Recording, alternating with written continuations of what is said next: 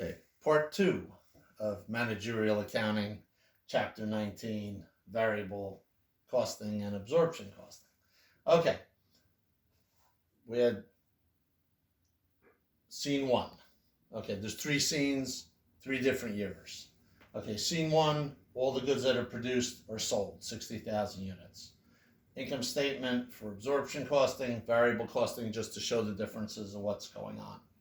Okay, sales are going to be exactly the same, right? It's $40 per unit. They decide on the sales price, 60,000 units. We multiply, we get 2,400,000. That's right here.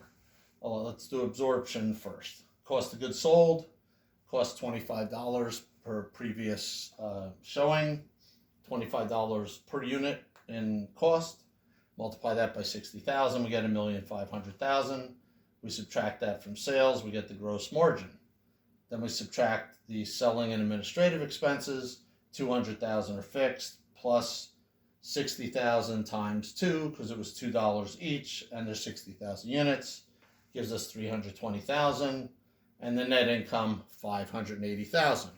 With both of these, we're going to have the same net income of 580,000. Variable costs, they're just,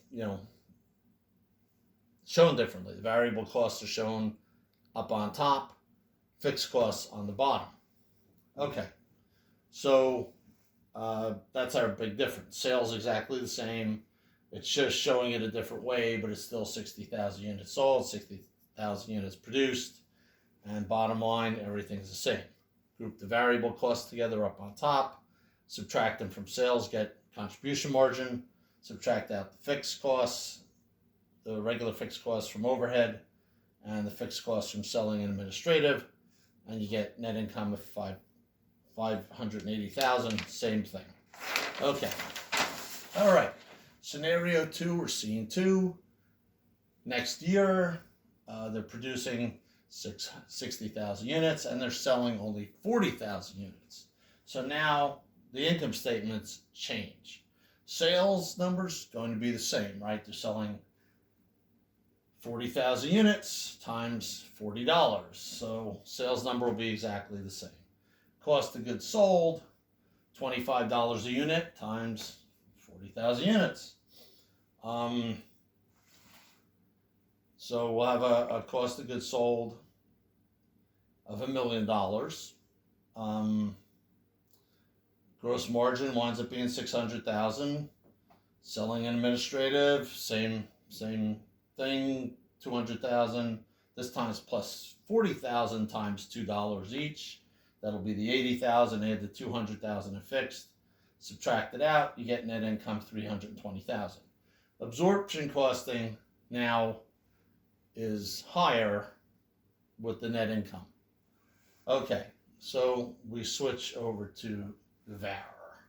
Sales, same. Variable expenses, somewhat different, right? 40,000 times $15, because when you add up the variable costs, it's 15. We have variable selling and administrative at 2. Put them together, you get 680,000. Subtract that from sales, we get a contribution margin of 920,000. The problem, or the difference, basically, is all these fixed expenses. There's 800,000 in fixed expenses, whether they produce 60,000 and sell 40,000, or whether they produce 60,000 and sell 10,000. All these fixed expenses stay the same. So the net income shows a lot lower for the VAR. So that's how that goes. When we subtract out the ending inventory numbers are higher for our first absorption costing. So we're subtracting out a bigger number. So the cost of goods sold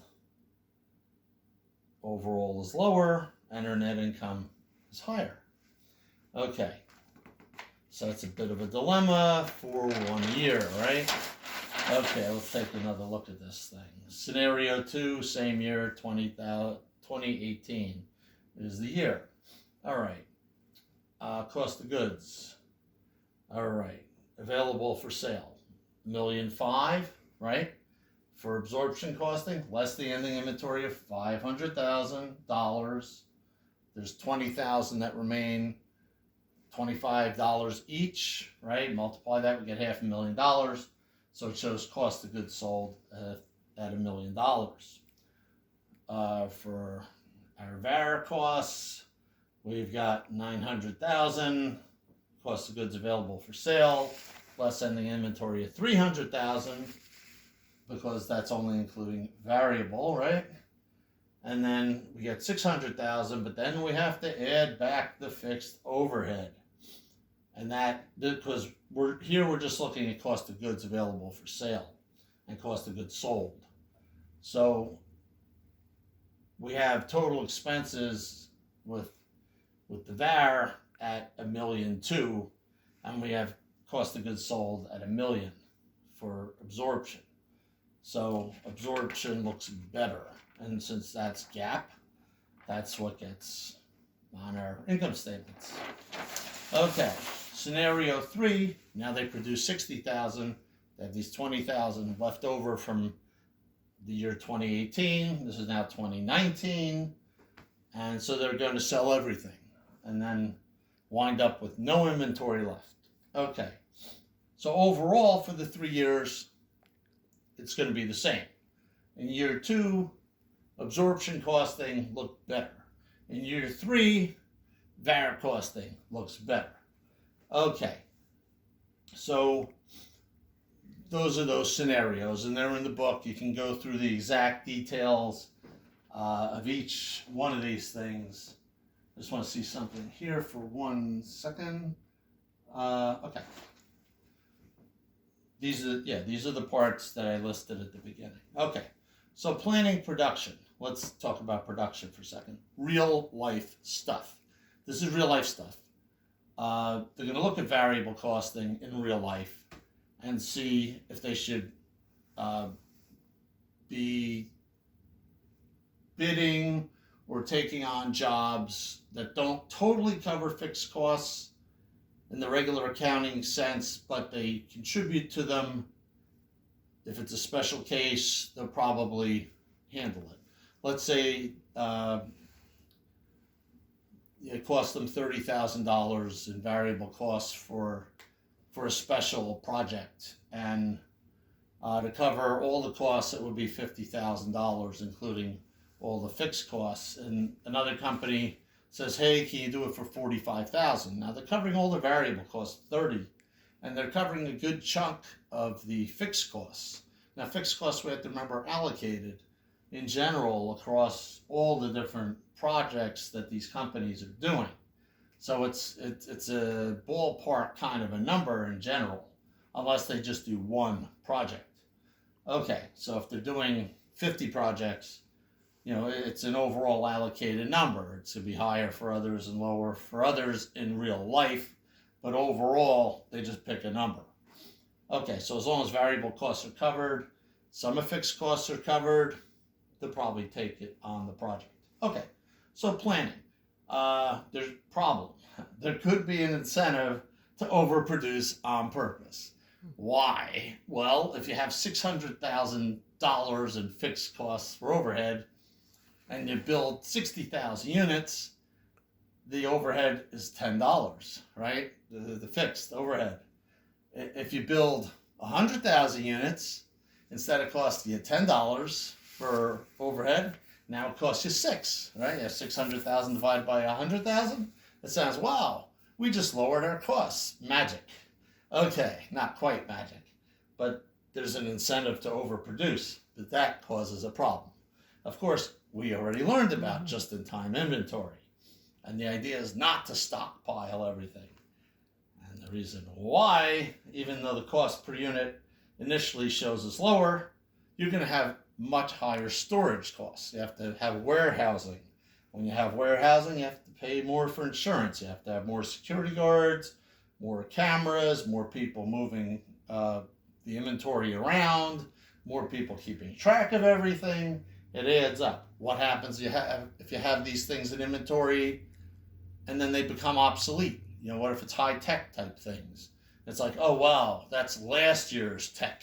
Then it sells for less, right? Or in a few years, you might have to give it away because it won't be worth anything. People say, oh well, that's 3 generations behind already, and we want to keep up with the newest stuff. All right, so that could be difficult to sell. That's one problem with overproducing. Also, sometimes managers, vice presidents, etc., they're looking at costs, right? And their bosses are looking at costs. And sometimes they have the incentive to say, hey, we produced a lot more than we should have, than we could have done. That's great. And their bonuses are based on production. So we got to keep an eyeball on that because, like I said, we don't want to overproduce anything. Unless you can get, the only advantage of that is for whatever reason, if you can get direct materials for less and you can do a run on something that's not really high tech and people will buy it. So, in that case, which is an exception, it might be better to overproduce. But in general, it's not. Okay. All right, setting prices. Okay, a lot of times they use something called a target markup. They say, okay, variable cost is X. It costs us $30. We'll sell it for 50. Everybody else, all our competitors are selling it for 50. So we'll sell it for 50 or maybe even $45 or 47 or something like that.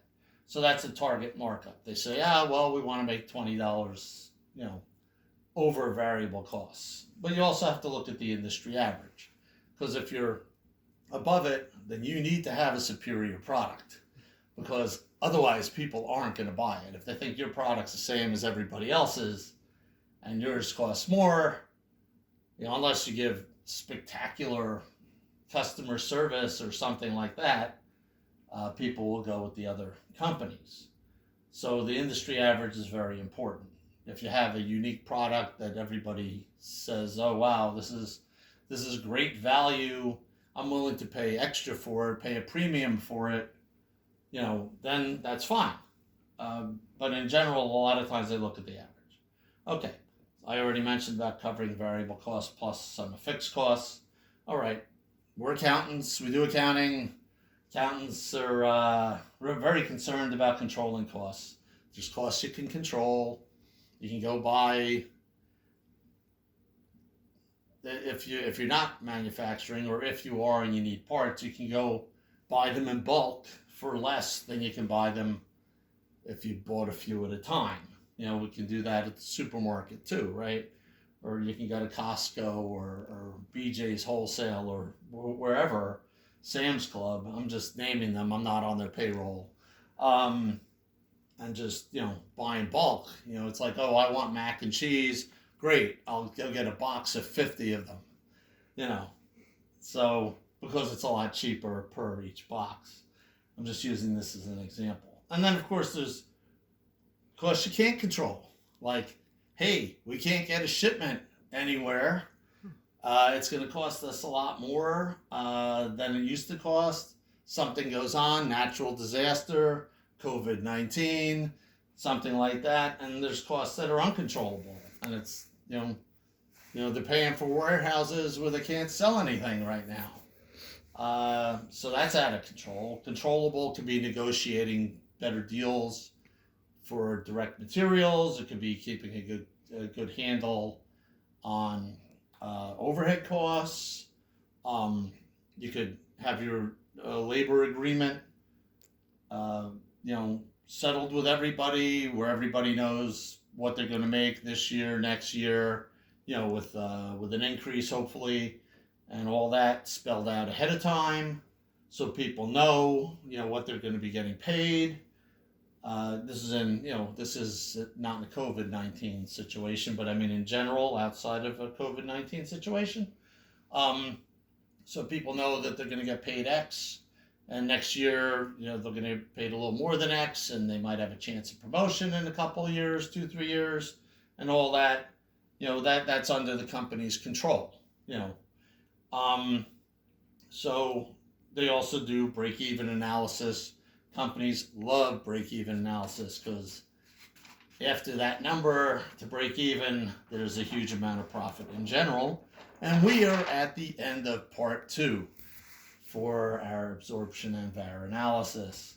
Okay, if you have any questions, you can send me an email at professorjimrocksmath@gmail.com. If you don't have any questions, that's fine too. And we'll catch up with you next time. Have a great day. Bye.